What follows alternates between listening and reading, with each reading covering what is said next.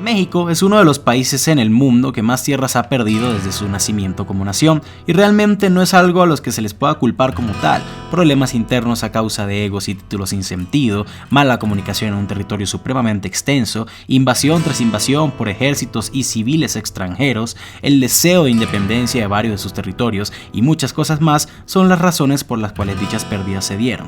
Pero, ¿y si plantamos una realidad en la cual México no pierde casi ninguna de sus tierras originales? Yo soy Rafael Peraza y esto es ¿y si México no hubiera perdido todas sus tierras? En este video estaremos cambiando no solo la historia de México, sino de muchos países que tuvieron que ver con este mismo. Por lo tanto, si ignoramos un hecho importante o nos equivocamos en algún detalle o fecha, les pedimos disculpas de antemano. La única intención de este video es entretener y plantearnos una realidad alterna a la nuestra. Para que México pudiera asegurar sus tierras por un largo tiempo, necesitaría unidad que sería garantizada solo si una cosa ocurriera: el primer imperio mexicano no cae. Y esto se daría a partir del 21 de julio de 1822 con la coronación de Agustín de Iturbide. Iturbide ya era conocido y tenía respaldo y apoyo en el clero, el pueblo en general y con casi toda la milicia, pues durante este momento fue considerado el libertador y héroe de la patria, pero sus malas decisiones y su ambición de poder fue lo que lo llevó a una caída a largo plazo. Crisis internas que se ven hasta nuestros días, la pérdida de los territorios e indirectamente también influyó en el ascenso estadounidense. Pero digamos que esto no ocurre. Al tomar el poder como emperador y para evitar problemas a largo plazo y conociendo las ambiciones de Antonio López de Santa Anna, para apaciguarlo, habla ante el pueblo y el Congreso sobre él, sobre Santa Anna, y lo nombra primer ministro. Santa Anna no creía que Iturbide quisiera respetar la Constitución, pero al ver el gran gesto y al ponerlo ante el ojo del público, le juraría lealtad y creería en él, apaciguando una posible rebelión republicana. En ese mismo año se promulga una ley en la que los mexicanos e indígenas tendrían los mismos derechos y se les aplicaría mediante la Constitución. Los conservadores no les gustaría la idea, pero conociendo que Iturbide tenía un plan a futuro, deciden hacerle caso. Además de esto, se envían colonos a poblar las tierras del norte del país con personas de todo el centro y sur del mismo, aumentando la mano de obra y haciendo presencia en la región. Aparte de esto, se hace un acuerdo con las tribus restantes que están cerca de sus fronteras. México se compromete a representar y a respetar su religión y cultura, pero estos indígenas deben integrarse a la sociedad de su nación y contribuir con el crecimiento de la población en los territorios del norte. Y si se lograba negociar correctamente y con mucho respeto a los nativos, esta integración sería bastante posible. La continuación de Iturbide en el poder y la prevención de la salida de los territorios centroamericanos de la nación le daría mucha seguridad y estatus al imperio mexicano, por lo menos hasta que la guerra mexicano-estadounidense en 1846 comenzara. Pero en esta realidad dicho conflicto ni siquiera ocurre y la explicación es bastante lógica: no habría un Estados Unidos con los cuales pelear. Siendo totalmente honestos, la guerra mexicano-estadounidense habría sido una que muy difícilmente México habría sido capaz de ganar si son con los Estados Unidos originales. El poder militar y la organización del ejército de la Unión eran muy superiores a las fuerzas de Santa Anna, pero en esta realidad alterna plantearemos un mundo donde los Estados Unidos no son para nada unidos. Verán, los Estados Unidos de América que tenemos hoy en día, o incluso que han existido desde hace más de 220 años, no son los mismos que originalmente fundaron dicha nación, y no me refiero a sus diferencias obvias como la influencia, número de estados y demás, sino por su estructura gubernamental. La Constitución empujada por el señor Benjamin Franklin, que se ratificó durante la derrota a los ingleses en su revolución, no fue el primer documento con el cual esta nueva nación planeaba regirse. Es más, dicha Constitución estuvo a punto de ni siquiera existir, ya que su predecesora, los artículos de la Confederación, eran bastante populares y respaldados por gran parte de la población original del país. La Constitución estadounidense dicta que aunque todo estado tiene cierto nivel de independencia y control sobre sus tierras, debe haber un ente nacional que una a todos los estados y gobierne sobre estos, y es así como se ha manejado al país desde aquel entonces.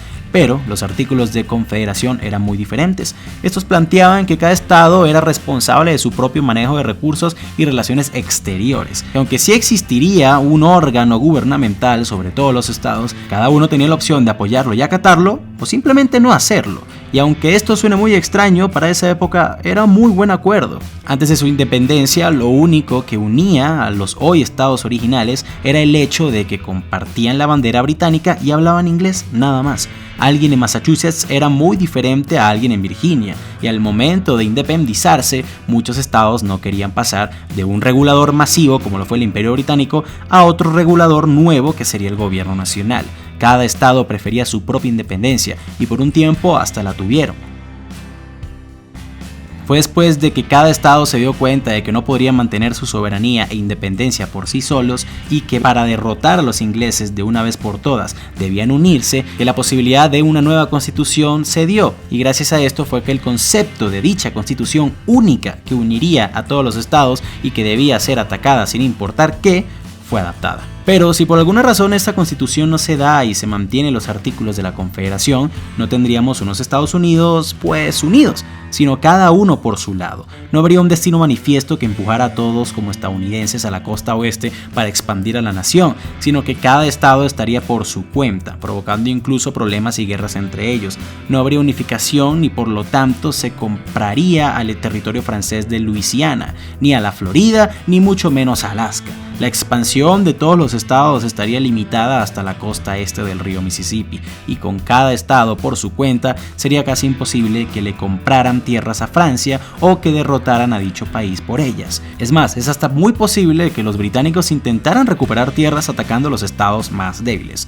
Todo sería muy diferente. Básicamente, lo que le habría pasado a Estados Unidos bajo los artículos de la Confederación sería muy similar a lo que pasó en Hispanoamérica, un grupo de ex colonias que comparten algunas costumbres y el mismo idioma, pero que por sus diferencias y deseo de autonomía no se mantuvieron unidas y afrontaron las consecuencias de esto, teniendo guerras entre ellas, problemas internos y unas aprovechándose de otras. Y claramente, con unos estados desunidos como estos que estamos planteando, el Imperio Mexicano no tendría extranjeros ocupando sus tierras en grandes números, ni una amenaza tan grande como los Estados Unidos invadiéndolos. O bueno, no por lo menos en este momento, porque ya sabemos lo que pasó años más adelante con Francia. Sin ninguna nación poderosa, con grandes cantidades de recursos y soldados en la zona, el Imperio Mexicano tendría todas las herramientas necesarias para poder no solo mantener dichas tierras, sino aprovecharlas y poblarlas.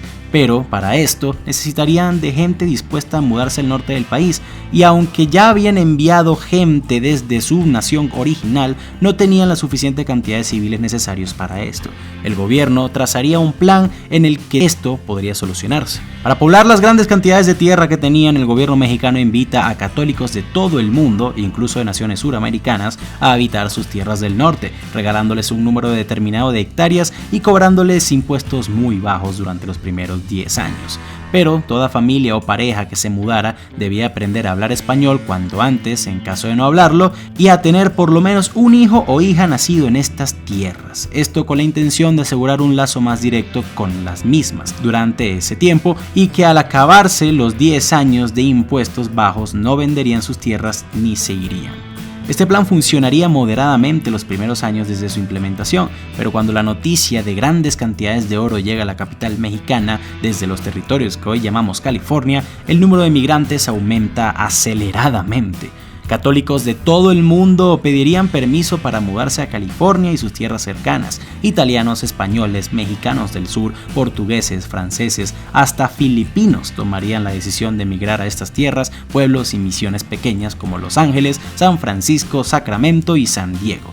Todas estas ciudades rápidamente se convertirían en centros urbanos de miles de habitantes. San Francisco sería el principal puerto comercial de la zona. Incluso ciudadanos de muchos estados como Massachusetts, Nueva York, las Carolinas, Virginia y otros más se mudarían a estas tierras para huir de los problemas entre estados. México cada vez ganaría más y más atención mundial, pero como muchos ya sabemos, con la atención llegan los problemas. Por muchas ventajas y recursos y tierras que tuvieran los mexicanos, el siglo XVII fue el siglo de la Revolución Industrial. El Imperio Mexicano no mostró muchos deseos de industrializarse al principio. Con tanta gente y recursos, pues simplemente no había razón para sacarle al máximo, ni mucho menos había el orden necesario para hacerlo, cosa que a la larga afectaría gravemente el país. Naciones no católicas y que estaban armadas hasta los dientes por el deseo de más y más tierras, como lo era el Imperio Británico, comenzarían a mandar empresarios y políticos a todo México con la misión de hacer negocios y obtener una buena rebanada del pastel, y durante un tiempo lo habrían logrado. pero cuando el gobierno se diera cuenta de esto, expropiarían dichas fábricas y empresas y expulsarían a los ingleses, cosa que podría desatar una gran guerra entre ambos, muy similar a la guerra de los 7 años entre Inglaterra y Francia en nuestra realidad verdadera, pero esta historia es para otro día. Y bueno, amigas y amigos, hasta aquí dejamos nuestra historia. Espero les haya gustado tanto como a mí y vean el escenario como un poco más realista que otros que hay por toda la web. Por ahora, solo me queda agradecerle a mi amigo Indie Animations por proponer esta idea y ayudar con el guión. También a mis Patreons Josie Fries, Mario Asensio Torres, Francisco de Cirán, José López, Josué Cortés, Indie Animations de nuevo, Apo, Pora y en especial a mi pana Fabián Benítez por apoyar directamente al canal y ayudar muchísimo para que sigamos subiendo la calidad de los videos.